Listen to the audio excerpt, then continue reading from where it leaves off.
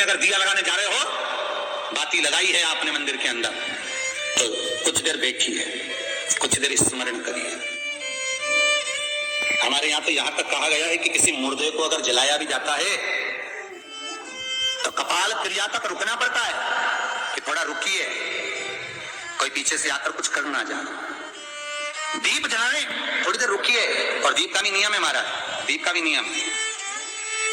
दिए में जो फूल बत्ती लगती है, गोल बत्ती लगती है, गोल वाली, ये बत्ती हमेशा कोई विष्णु भगवान की पूजन कर रहे हो, शिव जी की पूजन कर रहे हो, कोई अन्य देवता का अगर आप स्मरण कर रहे हो तो गोल बत्ती लगाई जाती है। भगवान के मंदिर में पूजन कर रहे हो तो गोल बत्ती लगाएं। लंबी बत्ती, लंबी वाली जो बत्ती होती है, लक्ष्मी की पूजन में, देवी पूजन में, जितनी भी माताओं की आप पूजन करोगे, जितनी भी देवियों का आप स्मरण करोगे, उसमें लंबी बत्ती का प्रमाण है। पितरों की पूजन में लंबी बत्ती का प्रमाण है। पितरों को कभी गोल बत्ती नहीं लगती। आप मटके के पास में, परिंदे के पास में, जल के पात्र के पास में कोई भी अगर दिया लगाएंगे तो वहां गोल बत्ती रखकर लगाएंगे तो घर में लक्ष्मी नहीं टिकेगी। कई लोग कहते हैं कि परिंदे के पास, मटके के पास में, पानी के स्रोत के पास में जहां जल भरते हैं, ठंडा रखते हैं, टंकी रखते हैं, वहां पर मटके के पास बत्ती लगाओ, दिया लगाओ, पितर शांत रहेंगे। तो पितरों को शांत करो, मना नहीं है, पर दिया लगाने का नियम है कि पितरों को अगर आप दिया लगा रही हो मटके के पास, परिंदे के पास, या अमावस्या के दिन पितरों के लिए अगर दीप लगा रही हो तो गोल बत्ती अगर लगाओगी तो कार्य कभी सफल नहीं होगा। घर में लक्ष्मी नहीं टिकेगी, संपदा नहीं रहेगी, घर में कोई ना कोई बीमार पड़ा ही रहेगा। धन आएगा जाएगा, टिकेगा नहीं। इसलिए पितरों के लिए अगर दिया लगाना है, पूर्वजों के लिए दिया लगाना है, पितरों के लिए अगर दीप लगाना है तो लंबी बत्ती लगाइए, लंबी बत्ती।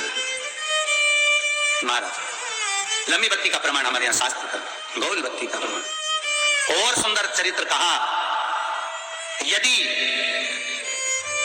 आपके जीवन में बहुत ज्यादा लक्ष्मी से तकलीफ है, कष्ट बहुत ज्यादा है, या संबंध खराब हो रहे हैं, बहू और बेटों के संबंध खराब हो रहे हैं, अदालत में बात चली गई कि लड़की और लड़के का तलाक होने वाला है, बहू अपने घर जाकर बैठ गई, आने को तैयार नहीं है, जमाई अपने घर रह गया, लड़की को लाने को तैयार नहीं है,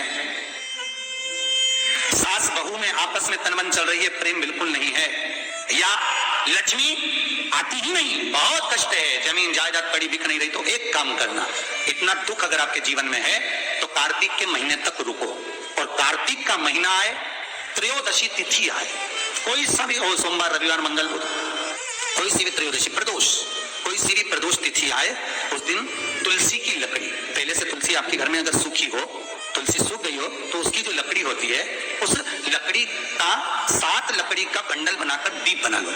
लकड़ी का दीप मतलब लकड़ी, पतली पतली डालियों को लेकर कच्चे सूत से उसको बांधो और बांधकर घी में डुबक दो।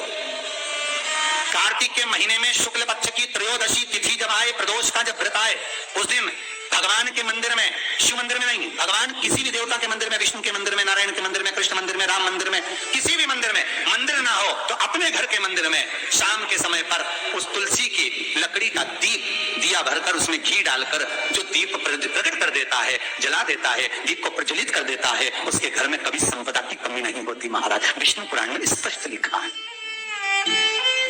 इसलिए शायद कहा जाता है कि भगवान को सर्वश्रेष्ठ कौन सा चंदन अच्छा लगता है। आपको पहले भी कथा में कहा, आगरा की कथा अगर किसने सुनी होगी तो उसमें वर्णन किया है। भगवान को सर्वश्रेष्ठ चंदन कौन सा, भगवान को सर्वश्रेष्ठ चंदन कौन सा प्रिय है? वो कौन सा चंदन है जो भगवान विष्णु को लगाएं, राम को लगाएं, कृष्ण को लगाएं? वो कौन सा चंदन है जो श्री हरि को लगाया जाए? तो जीते जी भगवान विष्णु एक बार गले लगाते हैं, उसको कहते हैं हरि चंदन। कौन सा चंदन है? हरि चंदन। हरी चंदन बाजार में नहीं मिलेगा, हरी चंदन आपको बनाना पड़ेगा। कैसे बनाना है? तुलसी जब सूख जाए उसकी जड़ को निकाल लिया जाए, वो जड़ को पानी में धो लिया जाए, धोने के बाद उसको सिलबट्टे पर, पत्थर पर घिसा जाए और घिसकर उसमें थोड़ा सा कुंकू, रोली डालकर तैयार कर जो भगवान विष्णु के मस्तक पर, कृष्ण राम के मस्तक पर लगा देते हैं और उसकी एक बिंदी अपने हृदय पे लगा लेते हैं। जीते जी भगवान एक बार उसको गले लगाते ही हैं। हरि चंदन प्रियता। जैसे शिव महापुराण में रुद्र चंदन का भाव है, शिव महापुराण में रुद्र चंदन का प्रमाण दिया जाता है। अगर आपने लिंग पुराण पढ़ी हो तो उसका 5वां स्कंद अवश्य पढ़िएगा महाराज, और शिव महापुराण अगर पढ़ रहे हो तो उसका कुमार खंड पढ़िएगा, जिसमें रुद्र चंदन का प्रमाण है। रुद्र चंदन कैसा? रुद्र चंदन का प्रमाण कैसा? चंदन घिसकर उस चंदन को 3 मुखी रुद्राक्ष पर लपेट लिया जाता। 3 मुखी रुद्राक्ष पर उस चंदन को लपेटा जाता।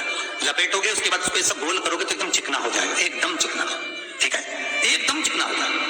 और उस चंदन को आप शिवरात्रि के दिन, और कोई से भी महीने की शिवरात्रि, किसी भी महीने की हो, सब फलदायी होती है। अगर आप पंचांग में देखेंगे तो शिवरात्रि लिखी हुई आती है, हर महीने शिवरात्रि पड़ती है। किसी भी महीने की शिवरात्रि पर रुद्र चंदन, अर्थात जो चंदन का आपने 3 मुखी रुद्राक्ष में लेपन करा है, उसका गोला बनाया है, वो चंदन अच्छा मोटा मोटा कर लेना, अच्छा बढ़िया, ऐसा नहीं थोड़ा बहुत ही लगा, पूरा रुद्राक्ष दिखना नहीं चाहिए, पूरा लपेट कर उसको शंकर के शिवलिंग पर ले जाकर रख दीजिए और फिर धीरे धीरे शंकर भगवान का जल अभिषेक करना प्रारंभ कर दीजिए। वो चंदन पूरा धीरे धीरे शंकर के शिवलिंग पर डलना चाहिए। शंकर के मूल मंत्र श्री शिवाय नमस्तुभ्यं का जाप करिए, ये कहलाता है रुद्र चंदन। इस चंदन के अभिषेक से महाराज जो काम नहीं होता आप कर कर उस कार्य को प्राप्त कर सकते हो, सिद्ध कर सकते हो। रुद्र चंदन, हरि चंदन, रुद्र चंदन, ये वो चंदन है जो जीवन का सुख प्रदान करने वाले, हरि तत्व देने